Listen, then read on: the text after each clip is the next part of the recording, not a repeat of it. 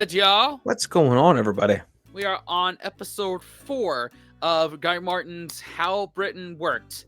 The mines is the subject of this episode. Mines. I'm just reading that. Wow. Coal mines, that kind of thing. Oh, cool. Makes more sense now. I was like step on, go boom. Those mines? No, mines. Got it. I'm here now. That's just where our mind goes, man. I was like, mines? What? Oh, mines. I'm waking up. I know it's 9:47 p.m., but whatever. I'm waking up. All good, man. You ready? Yep, let's do it, man. All right, 3, 2, 1. Guy Martin is a third-generation lorry mechanic from Lincolnshire. Started on lawnmowers at 6-year-old. And then 12-year-old moved on to trucks. Used to bike to work to go work with my dad. Could not get to work fast enough. I'm still the same now, eh? He's also a world-famous motorcycle racer who loves the dangers of competing on the roads. As a mechanic, Trick as you like. he's fascinated by the era when British workers and extraordinary feats of engineering made this country great. The Industrial Revolution. That's when we was like the leaders in the world. Wasn't it? Bar no one, really. We was the boys, weren't we? So, in this series, he's going to find out how we did it by getting stuck into 6 major restoration projects around the UK. He'll have to work like the grafters of the past. It was the normal thing to be doing 12, 14, 15-hour days, that sort. And I think, yeah, that's all right. There's nothing wrong with that. He'll follow in their footsteps to learn about their way of life That's all right. and the dangers they faced. Some eat off that. Day in, day out, thought we're getting killed. Risky business. We've got it cushy now, haven't we? If it wasn't for those boys, 150 odd years ago, we wouldn't be in the position that we're in now. We can't forget what those boys did, can we? This is how Britain worked. All right. Man. Every time, even just the intro just gets me, man. Yeah, man. How into it he is. How, I love him. Just- He's awesome. yeah, he's the man. Like, if there's anyone that were to be covering this, it'd be Fred Dibna and Guy Martin. Mm-hmm. Heck I'm yeah. in it. I'm in it. Mhm. Like, And like after this, at the end of this series, there's a crap ton more. Like we've got Guy Martin content for days. hell yeah, man. Hell yeah, that's a good thing. I can't wait. To check all of it out. Yeah, But it all starts with this one. exactly.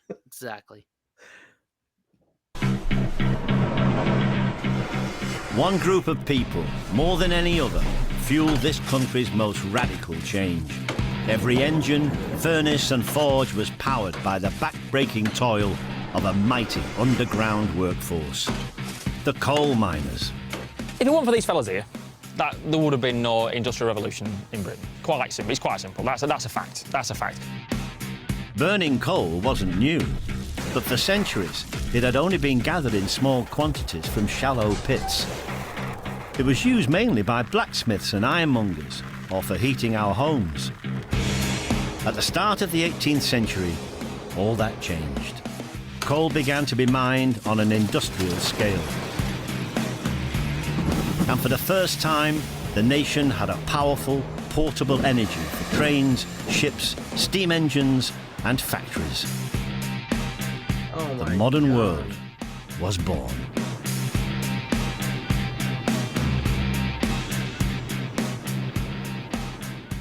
People don't realise, they think of coal just wetting steam trains and, to keep your fire warm. But it was the backbone of the whole industrial revolution.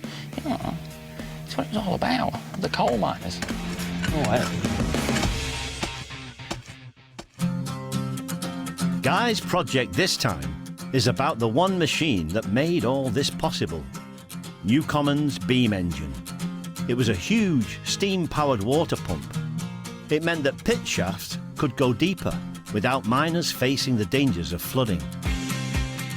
Newcomen's design change coal production in England massively. You know, you're looking at 1700, 2 million tonnes of coal came out of the country. You know, it's all right, isn't it? You want it on top of you. You know, but 1730, 7 million tonnes of coal. Not bad going here, all down to this.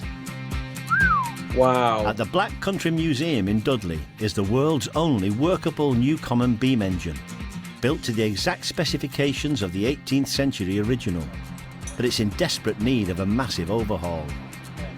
Guy's joining the team of enthusiasts dedicated to saving this rare link to our past. We need to keep stuff like this alive. You know, we don't need to forget. We keep it going. There was sort of 10 a penny, you know, 300 odd years ago. There was 1,500 of them in the country. And when we get this one finished, this will be the only running Newcomen beam engine in the world. Wow. Man, his enthusiasm for preservation of all these industrial revolution things, you know, the railway, Yep. the what was the woodworking thing with the bike? What was the that? wheel? The wheel. Like, what did he do? The mill. The mill. That's what The it mill. was. And then the bay, the dock, that thing. That's just. I love it. Where he was the percussionist. Yeah. Where the pier. That's what I Yeah. tried to say, man. Man, his, like you said, like his passion for it is definitely intoxicating. Like, Yeah. and that's what drives this whole thing for me. Yeah. And you know, when I'm over there in June, like it would tickle me to death if whoever wants to be a tour guide, and several people have volunteered. Awesome. Take me to something like this. Teach me some history. Yeah, there you go. Like, to me, like, this is the stuff that unfortunately gets passed over by tourists normally. I would assume. But this is so important. This is so important. This is what made it. Yeah, This is what exactly. made all of it. So it's like, don't gloss over this. Right. This is the stuff not to gloss over. I Yeah. can easily get distracted by tourist stuff, beer, food, and women, but this is the real stuff I don't want to forget about. Yeah, exactly, man. And that's why I love Guy Martin, man. I love this series. I love what he's spotlighting. And I dig. That's why every word I'm just like absorbing. I'm like a kid just watching his favorite program. Yeah. I'm in it. This is why this is a low pausing series here. Oh yeah. Yeah. Over the coming months, Guy will help the experts restore the machine. They'll need to replace the rotting exterior frame, recondition the boiler, rebuild the crumbling shaft wall, and refurbish nearly all of the engine's 50 working parts. Yikes. That's it, bit of gentle persuasion.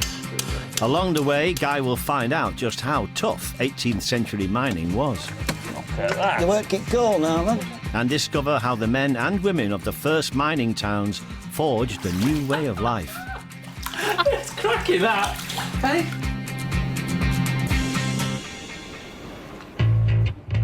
The first job facing the team is a big one. The entire oak frame above the mine shaft has decayed and needs to be replaced. So she's proper rotten. Rotten. Oh, So look. I'm hoping that'll just come clean. Look, see that? See that there? Proper rotten. That there? Yeah. Happy enough? Guy is helping to take the old frame apart. Here, right? A crane will complete the job, pulling out the dismantled sections. Once cleared, it will be replaced with new English oak. Do you want me to cut them up right?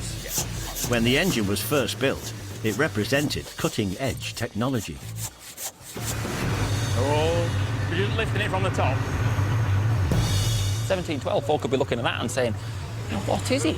What's it doing? Folk had never seen anything like this before, ever. It'd be like a bit of, would it be like witchcraft or something? What's happening here? Wouldn't it? That's what it will be. Like a bit of witchcraft or something. You know, ooh. You know, like that. Is that what folk do? Ooh. Yeah, we still do that in Lincolnshire. Aeroplanes. Goodness. Keith Jones is supervising the new timber work on the beam engine. He knows he's got a hard act to follow. 1712, no cranes as we see them today, no hard hats, no bother like that. They just got on and did it. What we're doing today with 2 or 3 people, they'd have had 20 or 30 people doing it. You reckon? Oh yeah. Yeah? Blocks and tackles and horses and ropes and Blocks and tackle. Blocks and tackle and the best computer in the world, your brain, just get on and do it. But it's just staggering what they achieve. You're impressed, genuinely impressed. God, genuinely impressed. How they got some of those. It reminds me of anytime I've been on a construction site or some sort of like carpentry project with you, you've always referred to your pencil as your laptop, or maybe it's your hammer. I can't remember. The hammer is always the laptop. It's like, I can't forget my laptop. It's my fucking hammer. Yeah, and your pencil was your computer. I think that's how you have to class up the job you're doing. Yeah. Oh man. Lumps of wood up there. I mean, the main beam on that engine is probably weighs best part of 3 tons. Is that one solid piece of oil? One solid piece of oil. Right. Yeah. 1 3 tree. ton, you reckon? Well, easily, probably more than that. You reckon? Yes. Behind all this hard labour lay one man's ingenuity. No pictures survive of Thomas Newcomen, but we know that he came from Devon and was an ironmonger by trade. Many of his customers ran local tin mines where workers faced the daily danger of drowning. Newcomen solved their problem by cracking an age-old puzzle. He successfully harnessed the power of steam. To work out how he did it, Guy's found himself a perfect copy of his machine, in miniature.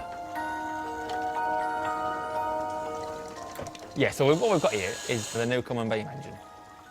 We've got the boiler down here, which is obviously boiling the water. Which boiling water, you're going to create steam out. You're going to send the steam down this pipe here, up through that valve, into the bottom of the cylinder, right? So when we've got the cylinder full of steam, in this position there, the piston at the very top, right, we're going to close the steam valve off at the bottom, open the water valve up at the back, let the cold water into the steam, which condenses the steam, creates a vacuum, draws the piston down, drawing the piston down, pulls the pump up, pulls the water out your mine, and pumps it away. It's brilliant, absolutely brilliant. Wow. Whoa. Yeah, so what we've got here then is just, the miniature version, but nearly exact scale of the engine we've got here. The original's 3-ton oak beam and 50 moving parts are still lying idle. But if the team succeed, they'll have resurrected the first mechanical wonder of the industrial age. This one here is going to take a bit of work to get a ship shape again. But it'll be running like this. I mean, it might take a bit of work, yeah, but we will get it running like this. Goodness, like that, add that to the list of things of, I just took that for granted. I had no idea how that worked, but now I know. I don't know. I don't get it. Like, people just are brilliant. Humans as a whole, like, absolutely crazy, man. We can overcome many problems. Yeah. Like, someone thought of that. That is, I mean, granted, I am maybe one step away from being a caveman Neanderthal myself, right? But still, that blows my mind. Someone can have that grasp of what to do and how to build it. Yeah. Once humans got opposable thumbs, we was off to the races, man. Man, and that's awesome. This is one of the results of that. I love that, man. Jesus. Hell yeah.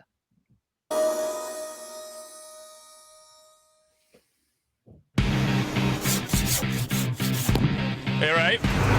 Guy Martin is helping to restore the world's only workable Newcomen beam engine.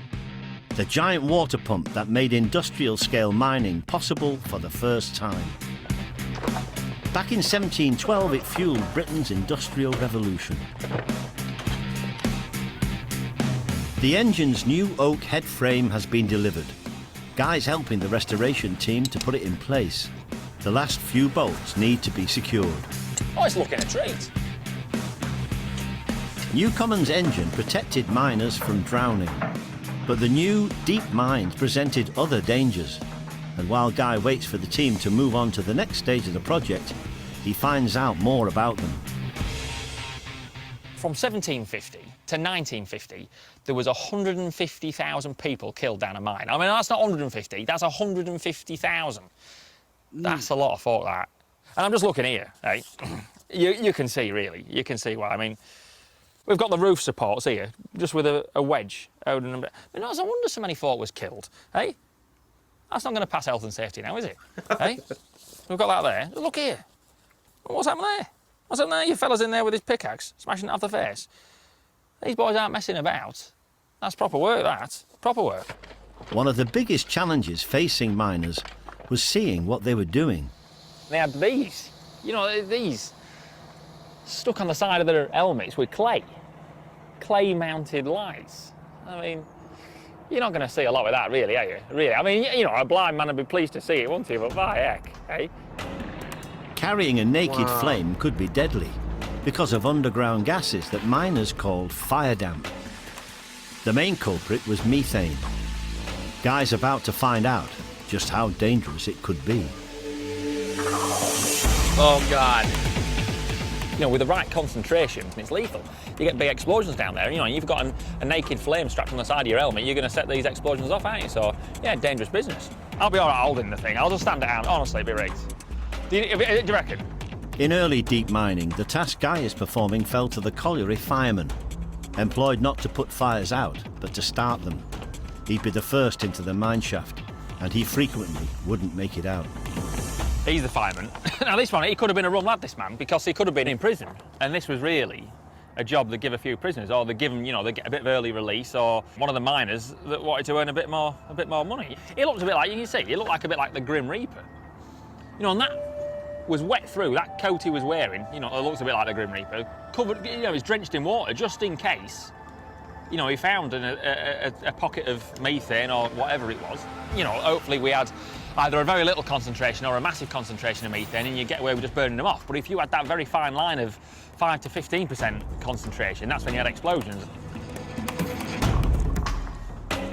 You all right?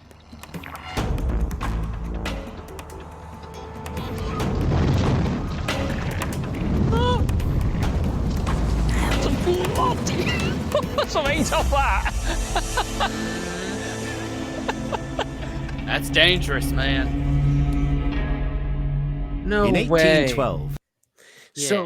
So, oh my God, what a gamble. Why I never thought, like, it makes sense. It makes sense. Like, now that he said something like that, like pockets of gas, huge killers, silent killers, or explosive killers. But the explosive part of it, you're underground, that could cause a mine to collapse. Yeah. Holy and that would not be good. Shit. And now you're adding fire, natural gas element, so that's constant flame or very strong flame, and then you have timber supports holding the roof up. Mm-hmm. Fire and wood don't mix either. Holy shit. Or a combination of the two. Wow, man. Mm-mm. Have you heard the expression canary in a coal mine? Yes. Isn't that how they would test to see if it was dangerous? Yeah, they carry canaries down there to see, like, because they're very susceptible to all the gases. If the bird died, you knew it was time to get the hell out of there. Yep. Yeah, it's crazy, right? Which is another reason, like non-stick pans, when you leave them on high heat for way too long, they emit a lot of gases. And like, there's a story of some retiree putting a non-stick pan on a high heat to have some blackened spam, and he owned a parrot, and the parrot died because of, you know, the pan. So if you, so you don't mess with that kind of stuff. Crazy. And hopefully there's no bird lovers that were also coal miners. Oh, well, I mean, I guess they would have like canary burgers at the top. Canary burgers? Yeah, canary nuggets, depending on the day. Sure, I guess. It's meat's meat. Meat is meat. So Bird is Jesus. bird. Bird is bird. God. Follow us for more recipes. Blackened canary meat. Yeah. Made in a God. non-stick pan. Made in a non-stick pan. Jesus Christ. Oh my God. Oh, God. A gas explosion in a colliery near Newcastle upon Tyne killed 92 miners. Oh. Action had to be taken. And it was British inventor Humphrey Davy who took it. He created the Davy lamp. David Mather comes from a long line of lamp makers. He still manufactures lamps for mining today. That's a bit wonky, that. Do you think we should take that out and say it again? With David's help, Guy is going to assemble his own lamp. Wow. I mean, we don't want to take that down the pit, do we? Not really, no. In the original design, Davy surrounded the flame with fine metal gauze. He'd realised that fire couldn't get through the gauze. But the problem was, nor could much light. That was it. So you wouldn't really See- be much use for seeing where you was going then? Not an awful lot. It's better than a naked flame, I suppose. But, Of course, you yeah. know, it was a light of sorts. Later designs, like the one Guy's making, added a glass window below the gauze to produce more light. But for some miners, it still wasn't enough. Yeah, this lad, he managed to break into a lamp, and you know, and he got done for it. He got locked up for 3 months, and I think fair enough. You know, if somehow you managed to open the lamp, you know, and the flame was naked, it was going to light whatever, you know, sources of methane there was. It was going to light the job, you know, and kill a lot of people. The next step was to make the lamps tamper-proof. An elegant magnetic lock was fitted. To be able to undo this lock, you see, that catch needs to move back there. So you put the magnet on there, and it moves that piston in there, you see, but there's nothing moving externally. You see, so when you put that there, you put your lock across, let go, and that's you. She's locked. How trick was that? The magnetic locking system. You know, if you hadn't have a magnet, there was no way you was getting into there, was you? There was no way you was going to get into the lamp. The miners down the shaft didn't have the magnet. No, the magnets are contraband because you could Is that use right? it to open a lamp, in theory. Is that right? Wow. We'll start to get it finished, can't we, I Yeah. suppose? So, right. Let's get it lit. Oh, I loved it. I loved it. I loved the, you know, like we've done with everything we've done tonight, it's the precision. You know, the precision. And, you know, you just think a bit of a lamp, wouldn't you? Oh, yeah, it's only a bit of a lamp, a bit of glass few bags, you know, a bit of tin. It's not that. You know, all the gears, there's gears in there. You know, gears and the striker mechanism and the method, you know, to lift the wick up and down. You know, it's cracking. You know, that all milled out. It's just, you know, it's a proper piece of precision engineering. Well impressed. Will it light? Will it light? There you go. There you go. Hooray. Lovely, isn't it? What a work of art. Crazy, man. Where she goes. Add that to the list of things we took for granted. Now we know how they're made. Yeah, man. Guy Martin is collecting these like one-of-a-kind treasures. He has Yeah. a wooden bike. He's got this lamp. Man, his house must be awesome. Yeah. Awesome. It's Nah, so unique. In addition to his garage, man. Yeah. Oh God. So cool, man. I would love one of those lamps. Yeah. Just to have it. Just to have, you know. I mean, granted, my background is a step away from being a fucking hoarder's background, but still.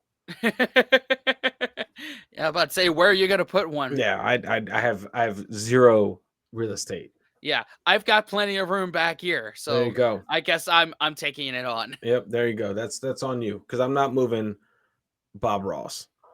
Yeah, At I all. got you. I got you. Badge and everything. No messing. Well, thanks very much. So cool. Yeah. Back at the Black Country Museum, the restoration team is turning its attention to the heart of the machine, its boiler. First task, a thorough service. The bolts have seized on the boiler's inspection panel and need to be loosened with a blowtorch. Jeff Wallace is the engineer in charge of the restoration. She's No, tight. not going. No, a bit more heat.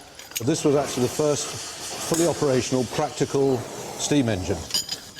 The problem with early steam engines was that they thought you needed pressure in the steam to do any useful work. And what Thomas Newcomen realised was that the atmosphere has weight, has pressure. So if you create a vacuum underneath this piston, the atmosphere pushes it down. Wow. Newcomen had found a way to move his pump with the minimum of effort. Once steam from the boiler had pushed the piston up, He condensed that steam, creating a vacuum. All that was needed to push the piston back down was the natural pressure of the atmosphere. So we don't need a boiler to withstand, what, like a steam train, what, they're looking at 200 psi? Yeah, exactly. Oh, right, so a lot safer then. Absolutely. And you can make it as big as you like. So if you've got a deep pit or a lot of water to pump out, you can make a bigger engine without having to have any greater steam pressure. Let's see if we can get it off, shall we? Yeah. The 700-gallon boiler hasn't been inspected for 30 years. Wow. If there are any problems inside, it'll be a major setback for the restoration. Shall we have a look in then, Jeff? Right, moment of truth then, Guy. Go on. Don't drop, I don't exactly know what I'm looking for. don't drop the torch in, whatever you do. Oh, there's a fair bit of water in there then. The giant kettle bears the scars of its service. Limescale and rust. What exactly are you looking for? I mean, there's a lot of corrosion in it, but then I've not seen inside many beam Yeah, there's a engines. bit of light rusting, but otherwise it doesn't look too bad at all. Yeah, we'll drain it all down, we'll dry it, and then we'll just vacuum out any debris that's in there. How do you vacuum it out? Vacuum cleaner with a long Oh, hose dear. on it. The pump mechanism that drains the pit needs to be serviced. So Jeff and Guy head down into the mine shaft below the beam engine.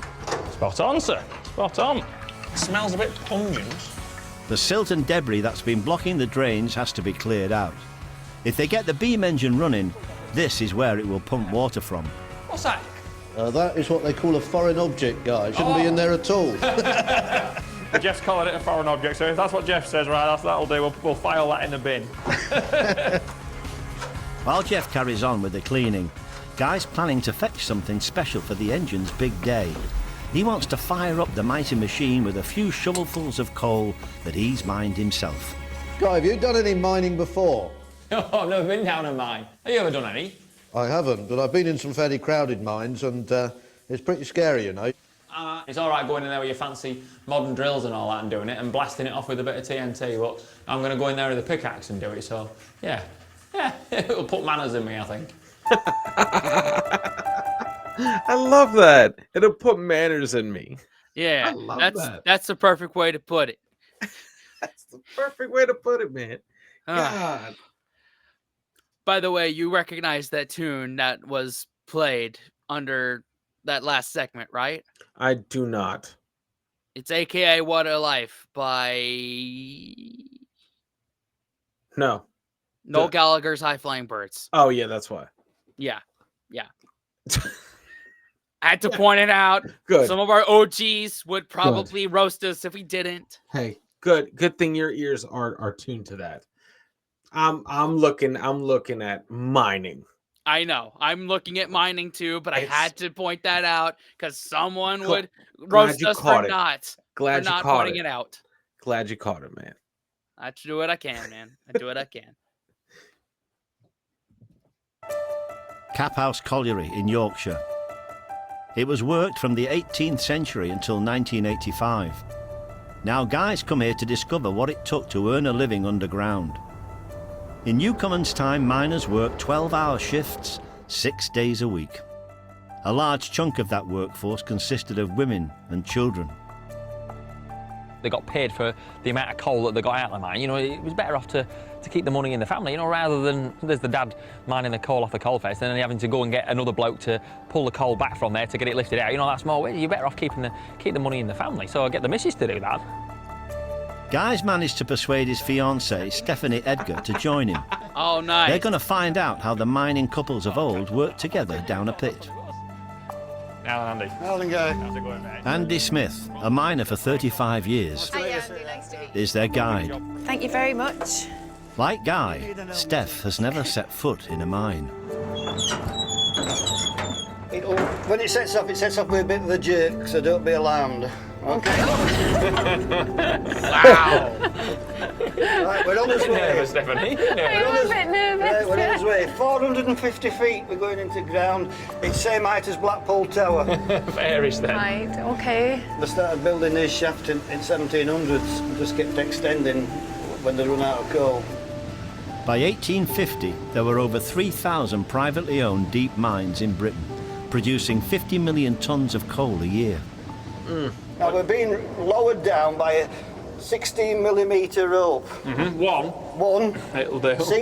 Single line component about as thick as your thumb. Yeah. So we're okay with that, aren't we? Oh, that's not bothering me, but how many folks would it be allowed in here? 20. At the height? 20. Gosh, you're a bit cosy in here with 20. You're a bit squashed up on a Monday morning, yeah. What are you renting, lass? I'm a little bit nervous. I'm not sure what we're going to find at the bottom. I've got visions of just a tunnel. I'm going to crawl through with me. You'll be all right. Basket. What's your knee pads? Oh, we're slowing down. So what's that there? Is that like the tea room there? There's no tea rooms underground, guy. Is there not? No. A family working underground for 12 hours would only stop working once during the whole day for a 20-minute break. How far are we going? Oh, fair way. Come on, lass, don't be slacking. Come on. Just get on the straight again. Right, we're off. The husband and wife mining team could produce 3 tons of coal a day. Right, come on, guy, then. Good man. This is where we're going, lad. All right, lass. It's a lot of coal for a 3 couple. tons? Wow. What was it, a 20-hour workday with a 20-minute break? Good God, man. Damn. That's different times right there. You know? Yeah, I mean, ain't- good God, man. You ain't kidding, man. You ain't kidding. Ugh. Right in there. Okay, So I'll then. get scrabbling in there. Ah, you'll get scrabbling in there, lad. I'll follow you. So this is it then. We are at the coal face. This is the coal face, yeah. Hang that oil lamp up there before we start. Right. You can't swing a pig within a metre of that. Right, just watch your head and I'll get chiseling away. That's it. That's the style. Okay, that. You work it coal now, man. You've got plenty there. Yeah. Every piece is worth money. Yeah. We're after about 3 ton in 12 hours. How 3 that ton? fix you? 12 hours. That's not bother. You've done about 20 ounces up to now. Cheeky bugger. The man cut the coal and was called a hewer.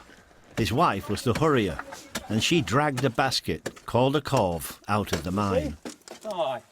Children were employed as trappers to open and close the trapdoors that ventilated the shafts. If Steph can load it as fast as I chisel it out, Oh, women were highly effective in this day and age, guys. Oh, was it? They were tough people. They even used to get dressed up as men so they could do men's job to get paid that extra. Did they? Is that right? Oh, yeah. Is that right? How are you getting on, lass? I think I could take my coat off. Taking your coat off? Oh, it's quite hard work. Mines were notoriously hot, and the further down the workings went, the hotter they got. The Snowdown Colliery in Kent was one of the deepest. It was known to its sweltering workforce as the Inferno. It's all right for us. We've got a bit of ventilation in this shaft. I mean, all the way through the Industrial Revolution, there's no ventilations in the shaft, is there? I mean, they'd be sweltering. Oh, it'll be red hot. Red hot, wouldn't it? Aye. The fellas have been working with the tops off. Just their underpants, shorts, at worst. Yeah? Aye. Oh, Yeah? wow. You ever worked in your underpants? I have, aye. And no I towel? used to keep my socks on. Oh, did you? Oh, that's all about it. I know the women are getting naked, Oh, though. right, women get naked, aye. Well, they have to Nothing do. on. No bra or kecks or out, that's naked. If you're lucky, I'll take my coat off. Hey. Miners would drink 8 pints of water in a shift, and in time coal boards supplied salt tablets to counter the effects of sweat loss. Right, yeah, so these fellas we're talking about, you know, these fellas working in the mines, they were the men, really. You know, if it weren't for them fellas, Industrial Revolution wouldn't have been going, would it? Yeah. It wouldn't have been going. They was the men behind it. That's right. You know, them fellas had it hard. We're making a bit of progress on the basket. Yeah, well, go on, give us an idea. Where are we? I think we're Halfway, about- quarter way. We're about 2/3 full, I think. Oh, my word. Don't get too enthusiastic. I know, look. It's all about safety and thinking. To get the measure of the job, Guy, Steph and Andy need to turn off the electric lights. All the miners of the time would have had was a safety lamp. What, turn them off? Oh, turn them off, yeah. Oh, it's easy no. now, guy, isn't it? Eh? You can see a bit. We can turn the flame up, can we? Yeah, can turn flame. Yeah. Oh, look at that, man. She's daylight. Hey, daylight, that. Is that as bright as it would get? Yeah, that's as bright as it'll get, yeah. Yeah, that is flat out, that. And that wouldn't last that. Oh, it won't last. No. Oh, my dude. God. You would lose track of time. That's like fear unlocked. Yeah. Like, yeah. now, hear me out. Like, you got to put yourself in the position of you're surrounded by hundreds of people in near pitch black surroundings. like with all these little lamps. Like Jesus, dude, Yeah. your eyes are fucked. Yeah, yeah. And odds are good you might hit somebody. Oh, 100%. You know. Yeah. Yeah. I blows my mind, man. It blows my mind. That's crazy.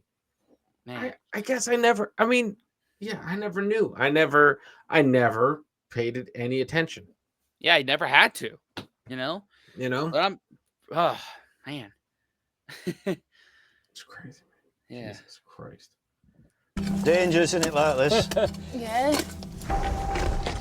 Things were even worse for the women pulling the cords. For them, a lamp was considered an expensive and unnecessary luxury. I've been working be a lamp, but really, the woman taking the coal back had no light at all, nothing. Not even a safety lamp. Right, so turning these off then. Everything off. Everything Oh my off. God, no. I'll even turn the safety light off. That is dark. Where are we going? Straight on and then left, I think. Just feel your way through. Oh, God, it's heavy, isn't it? The women, they had it proper had. They had this cove full of, I bet you, 50 or 60 kilos of coal on a sled, towing it in the pitch black. That is black, isn't it? It is totally dark, isn't it? Where are you? Which one's you? Which one's Andy? Where is Andy? Where are you? Where are you? Yeah, I've seen it. He's on that one before. But this would be just one woman's job, like no help from anybody. No help, no light. You'd have 8 mile a day to do. Eh? One day. In one day. Every day. Yeah, look at this. There's me and Andy having to help you pull this. I know. Proper yeah. graft. Straight on, then we're going a bit to the right. And then out. Work in the mines was notoriously hard. There were terrible conditions, exhaustion, injury and death. Over time, stories of tragedy led to public outcry and political pressure. In the 1840s, the Mines Act finally banned women and children from working underground. Right, the lift's just round the corner, so we're nearly there, nearly home. Good laugh. Nearly. We've got it. Success. Thank you very much. Wow. Yeah, I was glad to get back to the top, I'll tell you. To come back for what? Another 10 hours and then go back down for another 12 hours. Day in, day out. If that was my job, day in, day out, yeah, I think that's graft, that. Not a lot to look forward to. Definitely not. Man. It just gives you a much better appreciation for what everyone that was working in them coal mines did for the Industrial Revolution. Like, they were all one-minded, you know. Yeah. They were all big picture minded, Yeah. you know. Get fucking coal. Yeah, get this place built for our future. Yeah. Yeah. Granted, yes, immediate needs were there, like put money on the table, put groceries, food on the table for the family, provide. But at the same time, this is it. Holy shit, man. Yeah. This is your life. There's not maybe you have Sunday off for church. Like Henry Ford hadn't come out with the 5-day work week yet at this point. Wow, So, man. That's like, crazy. Yeah. I actually don't ever complain, but this is another reason, just fuck complaining. You know, Yeah. like, yeah, there's no what- complaining at this point. what hardships? You know what I mean? Like, what can you even compare this shit to? You can't. Yeah. We basically bullshit in front of a camera for a living. Yeah. Like, what can we complain about, really? No, absolutely nothing. This is absolutely a grind. This is holy crap. The grindiest of grind. Fuck yeah. Yeah. Mm-mm. Mission accomplished. Guy can now head back to Dudley, but there's still a lot to do before he can shovel his coal into the Beam Engine's furnace and enjoy the spectacle of this engineering masterpiece working again.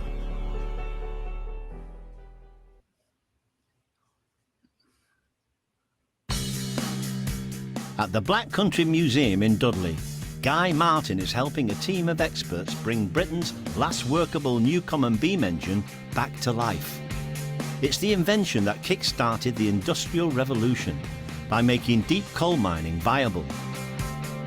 The team are halfway through the project. They've replaced the oak frame and they're giving the giant boiler a thorough service. Guy joins project leader Jeff Wallace as he's cleaning it out with his custom-built vacuum cleaner. Do you do much hoovering, Jack? As little as I can get away with. Yeah. Next, all of the beam engine's moving components need to be checked and serviced. The cold water injection valve is leaking. It may be one of the smallest components in the machine, but it's also one of the cleverest. That's it, bit of gentle persuasion. Pushing the piston up with steam is the easy part. Getting it down again is more difficult. But by injecting cold water, the valve turns the steam back to water in an instant, removing the piston's support. This effect brought the pump's motion under total control. Man. So what needs doing here then? Oh, that is very loose, isn't it? Yeah, you can see where the water's been coming out, yeah. can't you, at both ends? Yeah. So how long's that been leaking for? I guess it might be 30 years. Oh, right. Oh, it's not done bad then, eh? Let's take him out and have a look. You ready? Yep. Yep. There it is. There's not a lot to it, really, is there? That's right. So this is where it's leaking past here on this taper. I think it's got a bit scored here, isn't it? So we need to clean it all up, and then we'll try fitting it in and see whether it'll turn once we've Maybe you refitted feel it. the ridges in there. Yeah, this is precision engineering. You've got to have this absolutely right, or it's going to be either jamming up or leaking water all over the place. OK, so we've got rid of the high spots now. Yeah. I think we may find this is going to do the job. No problem. Do you notice how free that is now, look? Yeah. It's in there nicely. That's going to work, isn't it? Good Spot job. on, sir. Spot on. So it means a lot to you then, keeping it going. Yeah, we're learning a lot. Yeah, and, I'm learning a lot. Put it right for the next 30 years, and then the next generation can play with it. Oh, did I say play with it? Let's try it, shall we? That's free enough, isn't it? Yeah, free enough there. That looks like a good job. Well done, sir. Thank you very much, sir. Thanks very much, Jeff. Spot on. Yay! Coal didn't just change the way people worked, it changed the way they lived as well. Vast communities grew up around coal fields as poor rural families flocked to the offer of guaranteed jobs. But as villages became towns and towns great cities, they found themselves in alien surroundings. Down the road from the beam engine, there's a perfectly preserved miner's house. Guy's visiting it to find out what this new life was like. I suppose there's a lot of jobs back then that was all mucky jobs, especially being the miner. Being the miner was proper blacko job. It's all right, you got an house with a job. It's all right, it's not the biggest of houses, it's not a mansion, be a long shot, but it's all right. It's all right. You get your 3 ton of discounted coal for a year, so that's all right. But you'd need it. You'd need your 3 ton of discounted coal a year. I mean, that was the latest invention of the time, dead efficient. I was saying dead efficient for eating your house and cooking your food and eating your irons and all that, but it still used 1.5 tons of coal a month. Wow. Man. Well, working down the mine, Man, that's not too bad of a place. Call you home, you know? No, man. What more do you need? A better job. A better job, yeah. A better yeah. job, man. Shit. I mean, but I think about it. There was a lot of incentivizing the workers, because of the type of job, the turnaround due to death. There had to be something, and housing, massive. Mm-hmm. They hit the nail on the head with that. Whoever started this whole thing, it's like, okay, coal mine village turns into coal mine city. We lose the coal. Guess what it is? It's a city, still a city, and it's a city. You know what I mean? It's like, it's crazy. We actually, more so West Virginia has a lot of coal mining cities that don't really mine coal, but are stuck being run down meth dumps, but still. Yeah, unless there's a casino around or like a lot of tourism, tourism and casinos. That's what props up some cities in West Virginia. Yes. Big time. And I know this for a fact because I drove through West Virginia around Christmas to get to Ohio. So Hey, man. I know straight up. Yep. Yep. You're going to be blathered, aren't you? Blathered. It's going to be in your ear holes, in your hair. The miners, I don't know if you get it in industry so much now, but he was like a proper community spirit. I don't know if that's what you call it. Most of these lads here, they'd be working with their next door neighbour. And I finish work, and I don't see anyone at work until I get back there the next day. But these lads here, they're all sat having they're all covered from arsehole to ear hole in coal dust. All sat around having a brew and a fag. Here, this must be a weekend, not work. They're all playing in a band with a big trumpet somewhere. Yeah, so they're doing that at a weekend, and then here they're playing a bit of rugby. But I say, yeah, it's a bit of community spirit, isn't it?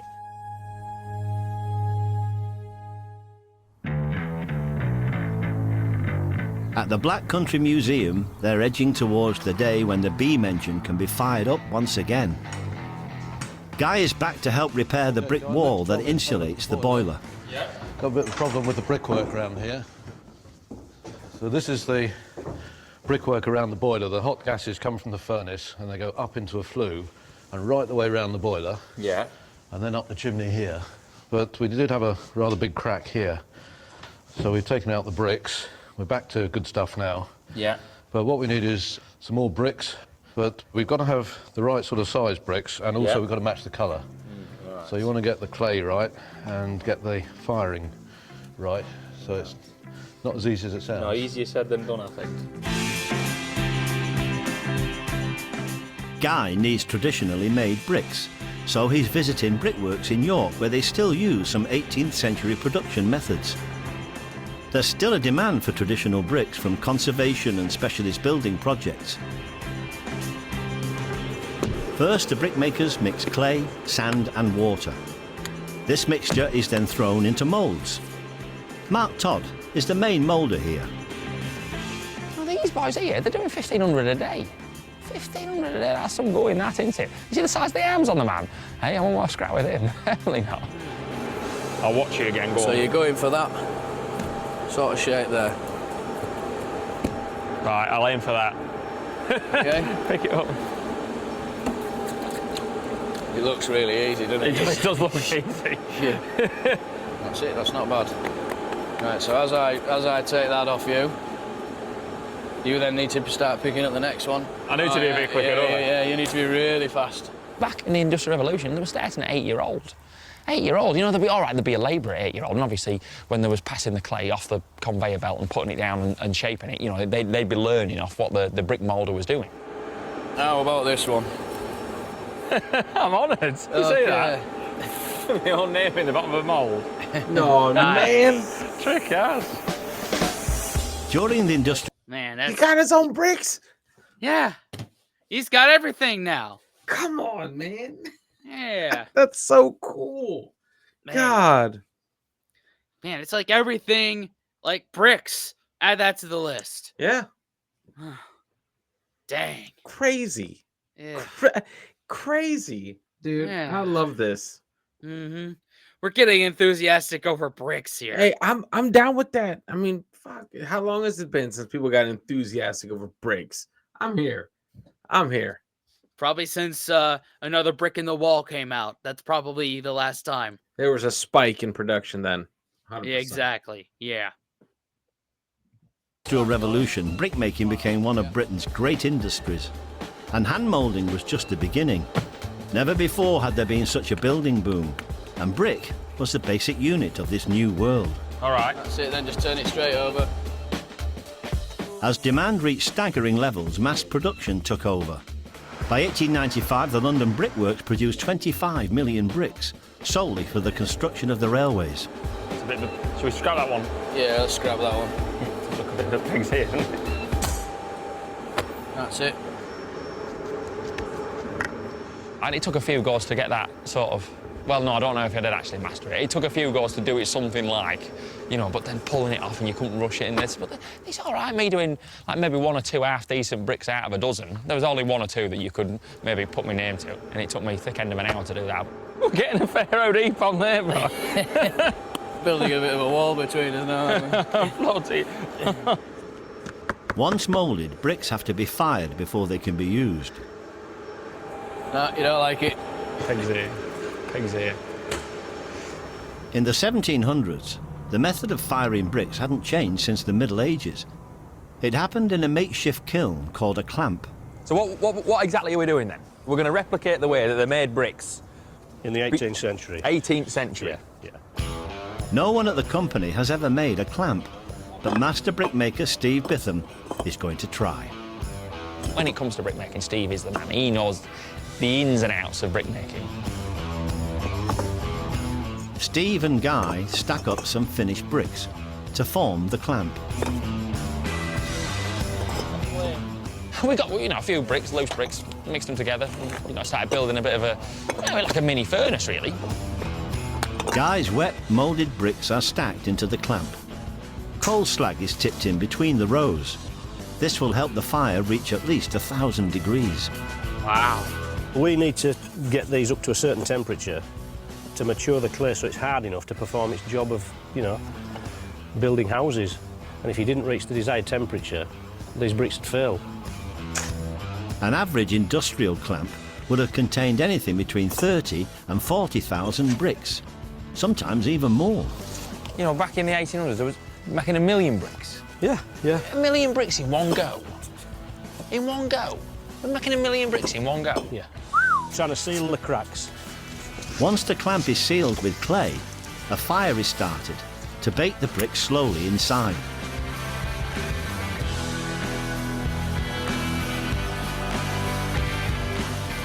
Feel the heat already. Feel the heat. We're not quite at 1,000 or something, but you feel the heat. There is still moisture in there which you need to get rid of slowly with the heat from the Get rid of it itself. slowly. If you don't, you end up, the bricks will just blow. What's that there? Is that the bricks cracking? I think that's bricks exploding. You reckon? You heard that there? Yeah. Well, that's the moisture that's still in the brick. Bang, expanding. Yeah. That's it. You wouldn't think, would you? You didn't expect it to go as well as that? I didn't, no. And that, each one of those, you know, like a bit of a crack there, that's the brick exploding. Yeah, right there. The livelihood of brickmakers depended on how well they could build a clamp. How are we doing, Guy? Hot. Very, very hot. Waste had to be kept to a minimum. A failure rate of more than 1 in 5 bricks could lose the brickmaker his job. Wow. Hopefully, Guy will have enough for the beam engine.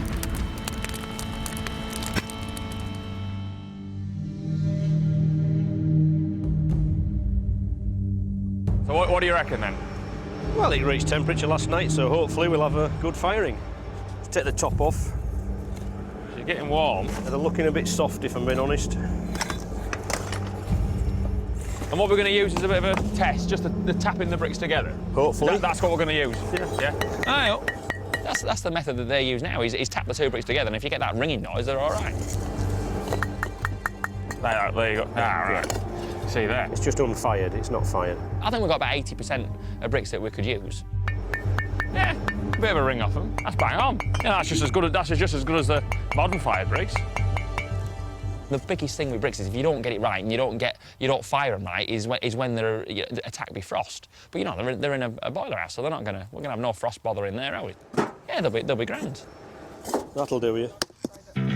After 7 months of hard work, repairing the brickwork around the boiler is the final job in the restoration of the new common beam engine. I won't lie to you, I'm not much of a bricklayer, to be honest. Yeah. Now's your chance to shine, Guy. Yeah, Jeff's the man. Jeff's the man. No, he is. That's the saying, isn't it? Jack of all trades, master of none. But I think he's Jack of all trades, master of all. Eh? It would be good to put a half brick there and then an extended half there. Right.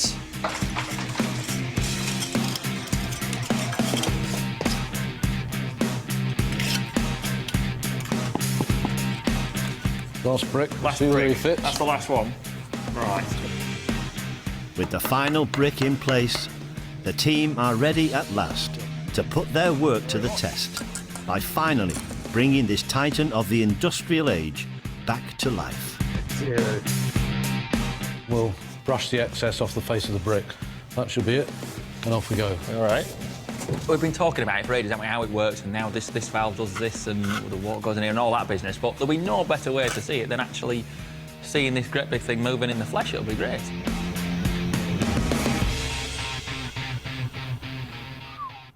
It's all coming together. Crazy, man. 7 months after a restoration team started work on the Newcomen beam engine at the Black Country Museum, the time has come for Guy to see if all the hard work has paid off. I am genuinely excited to see what's going to happen. You've got to get the fire over the grate, all right? I'm not having your hands, and I'm excited. And the problem with that is you've got the flue round here. Go on. So the fire doesn't start for about 2 or 3 feet. So you've got to get the fire built over the grate. Right, do you want me to get in there then? Which means you've got to get in there, all right? Yeah, all right. Along with Chief Engineer Jeff, he's going to fire up the steam engine for the first time since it was shut down for restoration. How many gallons of water have we got to get to 100 degrees then? Several hundred gallons. 700 It'll take gallons? about an hour and a half, that's all. Yeah. If you come out now, we'll poke a lighted paper in. The team doesn't yet know if the renovated engine will function properly. Close the door, let the air draft blow through it. OK, Guy, if you'd like to take the cover off, we've got 5 tons of coal outside. You might like to shovel that in. It's a very hungry engine, this. Right, I'll get some shoveling on. Yeah, you could be here for a while. Guy's own contribution will help to start the fire. Nice. Yeah, picked off the coal face by my own fair hands, I suppose. He's kept hold of the coal he mined, so it can be used to heat the boiler. That's awesome. That's great. After 90 minutes, the coal fire has brought the 700-gallon kettle to the boil.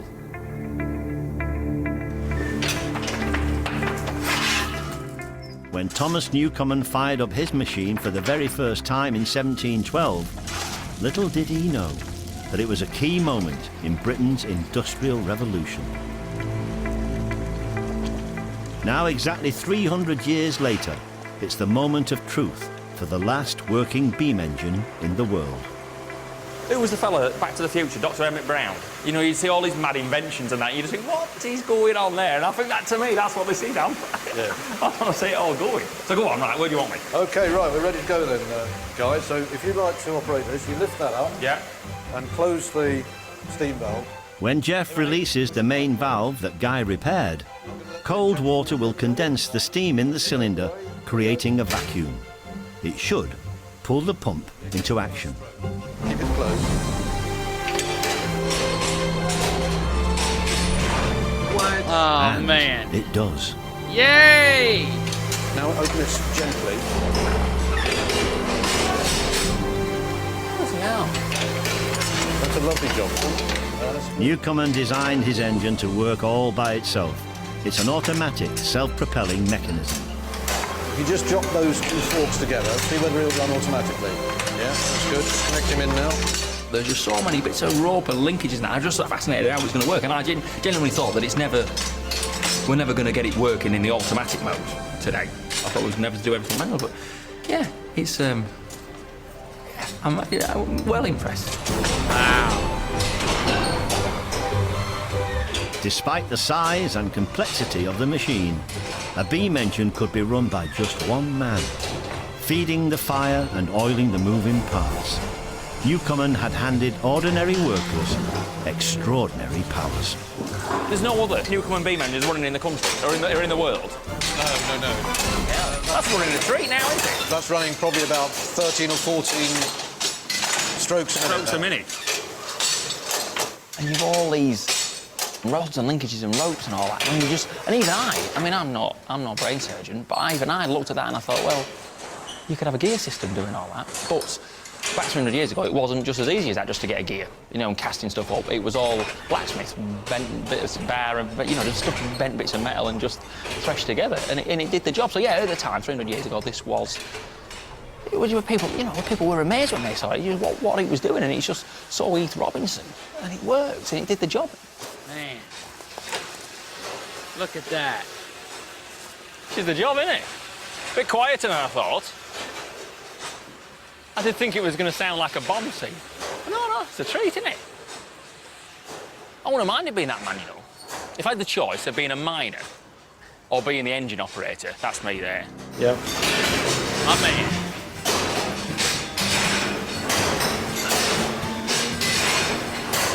Thomas Newcomen came up with this idea 300 odd years ago, and he built his first one just up the road. He said, if it weren't for this machine, the Industrial Revolution would never have happened. That's crazy. And I just feel, I feel quite honoured to be, you know, to have the opportunity to be involved in the restoration. And then so you need to keep stuff like this going, don't you? Because I didn't know anything about it. I mean, I'm 30-year-old, and I didn't know anything about stuff like this, and I think well, we've got to keep stuff like this going. You know, there's going to be kids, there's going to be lads younger than me, and kids that need to know about stuff like this. We can't let stuff like this die, can we? We've got to keep stuff like this going. I think it's great. Bravo. Bravo. Next time, Guy helps to restore the boat that changed the nation's diet. Right, ready about? Tries his hand at the Industrial Revolution's most dangerous job. Quite careful, this, right? And finds out how fish and chips became the #1 working class meal. Do you want a bit of fish? Can I give you a bit of fish? I'm vegetarian. It's fish store. Can't wait for that. Oh, man. Hell yeah. But man, this one was great. This was awesome. It's like revitalizing history right there. With that, man. It's so important. Even though coal really isn't used as much as it was back then, it's still important to preserve that and let people remember where we came from. It's so important knowing how difficult it was for building what we take for granted now. How hard it was to build that infrastructure that everything else was built on top of. It's very important because that's how you check the generations. You check yourself. Hey, Humble. listen, you think you have it tough with your whatevers, shovel this amount of coal. Yep. What? I'm all for this. I'm a huge supporter in just preserving, and not just preserving history, but talking about it too. That's important, really. Man. Anyway, y'all, thanks for watching. Someone around, subscribe, watch another video. Dan, what should they do now? Oh man, unplug and do something epic, guys. Yes. See y'all next time. Later. Fellas, we can be that mistake. Let's do this.